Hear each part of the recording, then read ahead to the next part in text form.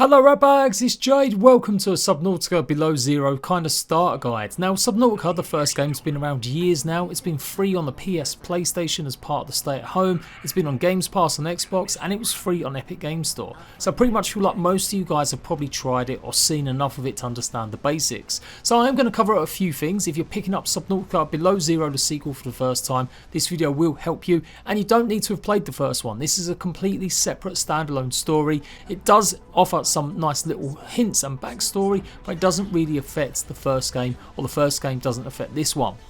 So forgive me if I'm teaching more experienced players how to play the game and they already know it, and forgive me if I'm cutting out a little bit because I'm expecting or assuming you know a little bit about the game. But I just thought I'd give you some benefits of some stuff I learned, how to get some equipment, and take you up to the first proper NPC encounter. So don't forget to like, make sure you subscribe for the home of survival games news, guides and opinion, and let's go through this chilly, cold, snowy adventure.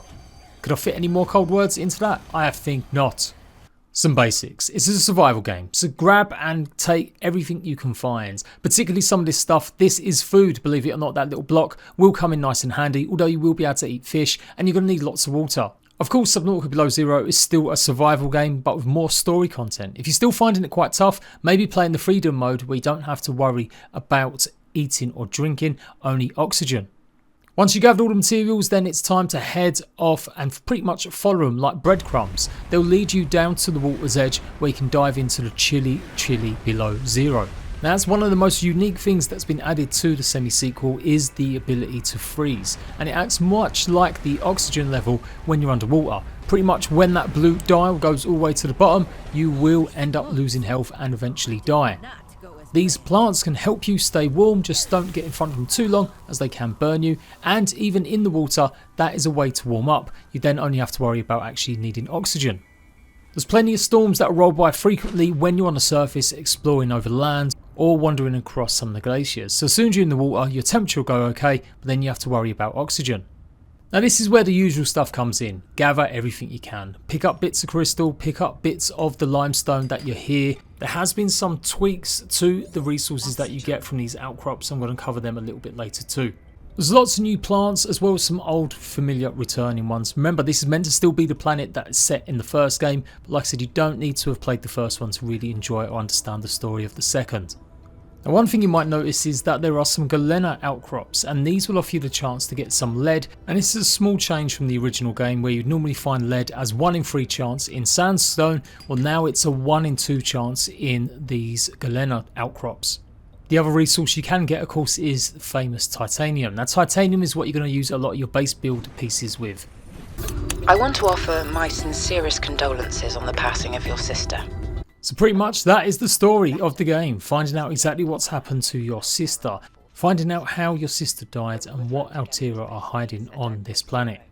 So just like the first one though, you do have a drop pod, and this is going to be your home for the first few hours of the game. You've got your storage chest as normal, and then just like the first one, you've got the fabricator, which is your crafting bench. One thing missing from this drop pod is a first aid maker. There was pretty much a kit that would respawn every few minutes or so back in the first game. Well, no, there isn't one here, so you're going to have to make some out of fiber mesh. Now, I'm not going to go through these resources. If you do need a more specific guide, I have got one lined up to show you everything you need to know. But again, I'm assuming you've played a little bit of Subnautica or just the basics of gathering and putting it into the fabricator to see what you can make. So you do need food and you do need water. Again, nothing has changed. Go and grab bladderfish. Use these to make filtered water rather than cooking, and that's an old tip that should still be true now. You don't need any other resources to make food, however you can eventually learn how to cure it with salt, and this will mean it lasts a bit longer. Food does spoil, so it's best that when you catch fish you actually leave them raw until you want to cook them, as they don't spoil as long as they're raw. Nearly every single one of these smaller fish is edible as long as you cook it. You can go ahead and eat it raw, but you'll generally get a tiny bit of food, but you'll lose some of your H2O, i.e. your water. So keep all of the bladderfish for water and all the other fish to eat. Just like the previous game, if you die in Subnautica, you will respawn back in the last base or air pod that you visited. And you should be keeping all of your inventory that you last had the last time you was in that safe spot. What you will lose is any resources that you were trying to gather or harvest in the time that you left. One slight caveat is that supposedly you will keep a couple of the items that you maybe were gathering, and it will tell you you've lost some items. So it's literally just taking away some or the majority of the items that you went out and gathered before the last time you were safe. These should still be where you died, floating around, and if you've left a beacon, they should be directly underneath it. Always carry a beacon with you, and even without setting it out, it will mark the location of where you've died. Now let's start looking around some of these environments. You've got the Twisty Bridges here, and this is going to offer the best chance to get more of the outcrops, the galena and the limestone, but also hopefully finding more deeper resources in some of the caves.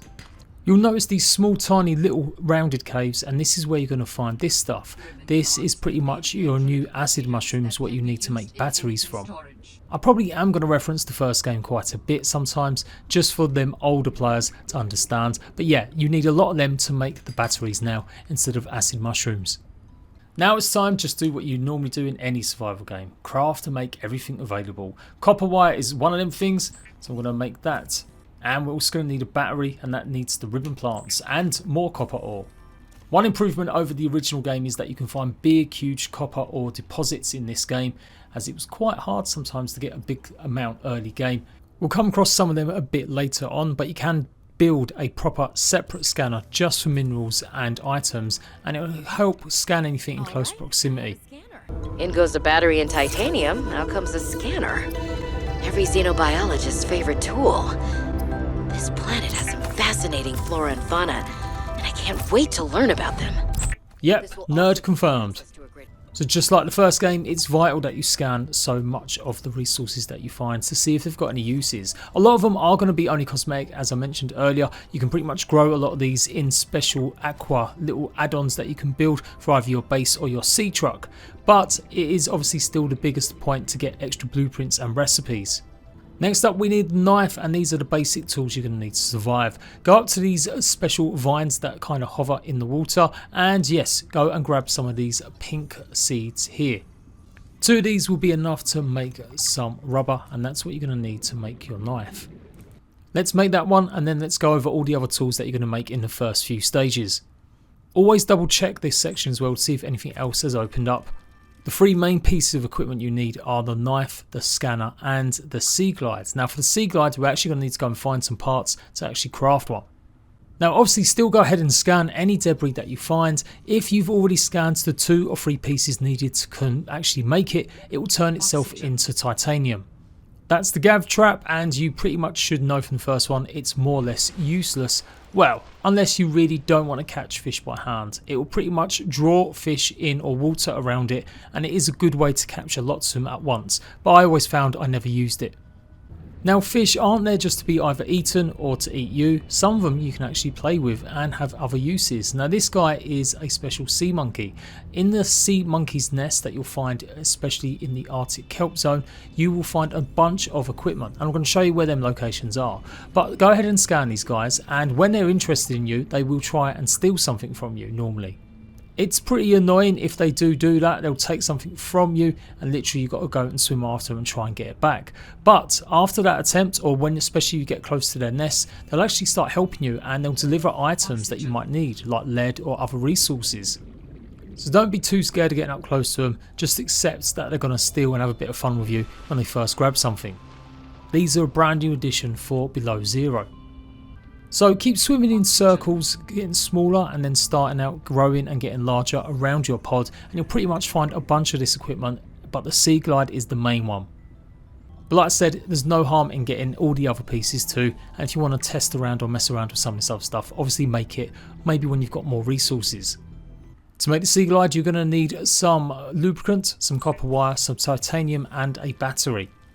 Now unlike the original game where you could make the sea moth and you pretty much got that fairly early on in the game, the sea trunk is a little bit harder to get hold of, and it's certainly a little bit harder to build in terms of some of the resources you need.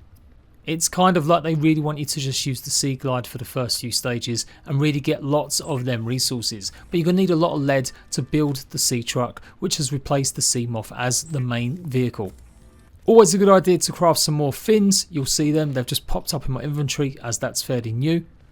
And when it opens up, make sure you craft yourself a oxygen tank. That'll increase your oxygen from 45 to 60. You're going to need some of that vine cutting, so use your knife on them and then bring it back and craft yourself another oxygen tank. The creep vine directly makes mesh, which you can also use as first aid kits. This will unlock the repair tool. You don't need that just yet, so don't worry about it. You won't need that until you get a vehicle. Now, one thing that's become a little bit hard to get hold of is coral table, and you need coral table to make a bunch of stuff, the main one being computer chips. Now, most of this red table coral, or the coral table you need, is in some of these zones. You can see it there just underneath the shark creature. These can be pretty dangerous. They will take a big chunk of your health, but their aim is pretty poor and you can swim away from pretty quickly. So hack away at the table coral and you should get a nice big chunky piece. You're going to need at least 2 of these to make a computer chip, so whenever you get the opportunity, make sure you get some of these. These used to be a little bit easier to get hold of in the first game, but now they're a little bit more deeper. Now for the computer chip, you'll also need some gold. So I'm going to show you one of the better locations to get hold of this, or just keep going around them Twisty Bridges areas and you'll find different types of outcrops. In fact, let's do a boring geology lesson while we're here. There's actually 5 brand new outcrops, or retweaked ones from the first game. The first is limestone, which you have a 60% chance of getting titanium and 40% chance of getting copper ore. This is the most commonly found all around the seabed where you start. As I showed you as we first started, the next one is galena, and that's got a 50% chance of being lead or titanium. It's got a much darker colour and you normally find it just a little bit deeper. You can find some on the seabed, but normally a lot more in caves. Pretty much anywhere near the Twisty Bridges you'll also find some too. Next up is going to be calverite outcrop, and you've got a 50% chance of getting gold or titanium, and you'll find these all around the Arctic kelp caves, pretty much all over the place in any sort of cave structure. Again, you'll find plenty of these in the Twisty section as well. Then we've got arginite outcrops, and this is a 60% chance of being silver ore or 40% chance of being titanium, and you'll find it exactly the same locations I just mentioned, but probably a little bit more around the Arctic kelp caves and the forest. And then lastly, we've got rocks, and you'll find these in much deeper vented areas or mines, and they've got a chance of pretty much being everything, either copper, gold, silver or titanium. Now, maps in Subnautica are pretty much useless. I mean, they can guide you to certain ways, but because it's so three-dimensional, where you'll be going down and certain zones, they're not as useful as you think, so it's better just to learn about what direction items are in. To help with that, you can make a compass, which we're going to be doing soon, but we have gone over to a beacon that has popped up. As you start exploring nearer zones, new points of interest kind of will open up, and this one has a bunch of resources, but this is pretty much the Arctic kelp forest. Now there's 2 Arctic kelp forests. One of them is to the east and one of them is to the west of the drop pods. I'm going to briefly explain some of these directions a bit better once we get that compass. But yeah, there's loads of different caves underneath all throughout this zone, and you'll find loads of the sea monkey nests where you can find loads of equipment to scan, and there's all sorts of things down here. Laser cutter pieces, as well as the vehicle utility bay, which you're going to need to actually craft a sea truck, and just a whole host more. So it's well worth exploring. There are some oxygen vents that you can take advantage of. It's these weird shaped little plants. Make sure you go up to them and get some more oxygen. They'll normally give you around 30 oxygen in one go, but they do take a couple minutes to respawn, so you're going to have to keep finding another one or get out of the caves pretty quickly. At this stage, if you go below 100 meters, you'll find that your oxygen levels start to go down quicker. You're going to need the rebreather. This helps with that. And the same thing will happen again once you get below 200. And generally, you just need like a bigger oxygen tank or to use a vehicle like the sea truck to explore further and deeper. But yeah, some of these caves are fairly shallow and should be easy enough to get back out of, but these routes, these are the points that they go much deeper, and you'll find things like artifacts or maybe precursor technology to pretty much scan, like remnants of a lost civilization. As always, if it's new and you can pick it up, take one with you and bring it back and see if it'll help craft anything new, or just have it to hand. This is where you can also find a bunch of different types of eggs, and you also have the clownfish. Now the clownfish will explode when they chase you, and it's pretty much the easy way to get sulfur in the early stages, but there are big deposits of sulfur unlike the first game, so you will be able to get lots of sulfur very soon. Now I got an egg on that occasion, but normally it's filled with sulfur as well. These are the sea monkey eggs. I'm pretty sure you can maybe grow them as pets or just keep them to put inside your actual aquariums when you start building them. But you can see they've got technology ruins wrapped around them. So make sure you go always up to one of these and explore. And this is where you'll find a bunch of stuff. But the most important one is the vehicle utility bay. Now I actually went the wrong way on this occasion and I went to the different kelp forest in the opposite direction, and this is how I found the laser cutter. So yeah, keep going around both of these and you'll find loads and loads of equipment, and like I said, bit of a challenge, so you may want to see if you can get some better breathing gear, and we're going to go through that stage too. And just to show you guys, you've got the propulsion units in here as well. And again, that's something I wouldn't say you necessarily need. You probably don't even need the laser cutter just yet either. These are definitely tools that you shouldn't worry about trying to make until a bit later on. It's extremely easy to get lost down here, and something that might help in the future is a cave mapper tool as well, and they can be really beneficial. Just a quick note, if you haven't seen them before, these fish give you oxygen when you go up to them, so it's just another nice little source. But watch out for these little bastards, they will damage you and attack you, and if enough of them damage you, they can actually kill you. And you've also got some fish that will freeze you. They kind of live directly underneath some of these big icebergs. So by now you should have a big collection of resources. Hopefully you've been making some of this equipment if you fancy trying it out. Like the torch is a good shout for exploring more in the dark, although you can use the light from the Sea Glide. And also just a little conversation about batteries. Now batteries, when they run out, don't chuck them away. Don't think they're just worth discarding. They can be used for other things.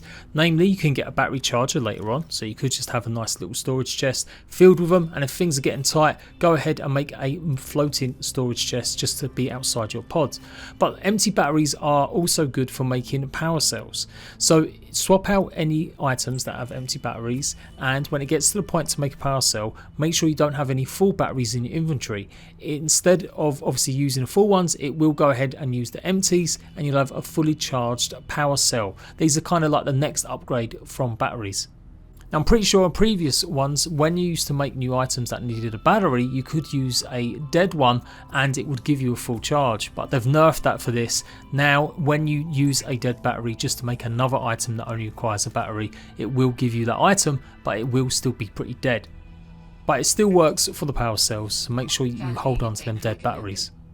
Ideally, you don't want your food to be dropping below sort of 50, so always make sure you've got 1 or 2 fishes. But remember, they do spoil, so yeah, kind of get ready, get fed every time you come back to your pod before going out again, and obviously make sure you've got plenty of water.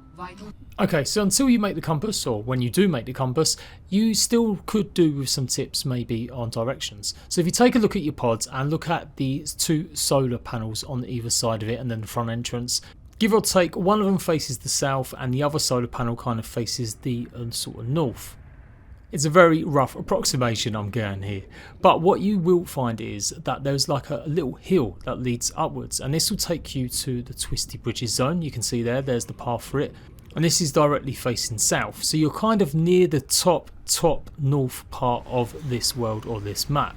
And then obviously to the right hand side of you, you've got the east, and then to the left hand side of you, you've got the west, and either side of them you're going to find the kelp Arctic forests and with all the caves underneath. The west one, you'll find like the laser cutter and some more advanced stuff. The east one, that's where you're going to find the mobile utility bay, or you should do, and a few other smaller bits. So yeah, the compass is your best friend, as is putting lots of beacons. You can change the colour of the beacons as well. That's a top tip I always do. I normally do like green that I haven't explored yet, and maybe red that I've already explored, etc. So anyhow, the Twisty Bridges is really the big first main biome that you're going to be going deep for the major parts of the story. The rest is kind of all wreckage and stuff like that. And just beyond the reach of your kind of normal oxygen levels, you will find certain equipment like the rebreather, as well as the extra tank that will give you more oxygen as well. Now I'm going to do proper detailed guides on some of these locations for it, but basically yeah, just kind of swim around all this area, see if there's anything to look. Always look down like this, and if you see any faint blue glow, that means that's going to be a PDA or a technology chip that you want to get, and you'll find wreckages or the beginnings of little base parts that maybe someone was going to start building, and this will often have stuff in it too, like the one directly below us. If you're really brave, you can get some of these with just your basic oxygen you've been already getting, but yeah, this is going to give you the high capacity sort of tank that you need, and this is also where you'll get the habitat builder blueprint as well, but obviously you're going to need certain other stuff for that. But there it is, you can scan it, pick up some more water too. I wouldn't really bother making a base just yet in these zones. There's definitely other areas that I think is more beneficial, and you may want to even contemplate building a base on land so you can take advantage of the Snow Fox, which is the brand new overground vehicle that you can make as well. Also, a little FYI, if nothing's really popping up for you, you do need to go and maybe find this thing, this blinking green light from this little monument stone and anything around it. This is also where you're going to find more pieces for either the sea truck or the utility bay is often around these zones as well, and that's pretty much how you can craft the sea truck too. And more or less, this is where I'm going to leave you with just this little starter guide. As you follow these areas, as you keep exploring down, you'll find more of them, and there's plenty of options as well. And follow these green blinking sort of monulisks or monuments, and they'll take you through to the first major part of the story, where you meet a brand new companion. Below Zero has been out in PC early access a while now, so don't think it's too many spoilers to say that you're going to meet someone that's going to need your help, and he'll start explaining more locations, more areas for you to go and discover. So yeah, if you're struggling, hopefully it's just give you a brief overview for maybe kind of them players that have played a little bit of the first one, but maybe were never super good at it. And likewise, if you're brand new to the game, hopefully it's pointed you in the right direction as well. If you want more detailed guides, if you're a complete noob, let me know. If you've never played any of the original Subnautica game, and likewise, if you want more advanced guides, also let me know. I've got plenty of stuff incoming, locations of materials, loads of schematics, and the best places to build your base, as well as how to build some decent bases. So all that's come forward. Make sure you like, make sure to subscribe for the best in survival games news, and I'll see you rat bags very soon.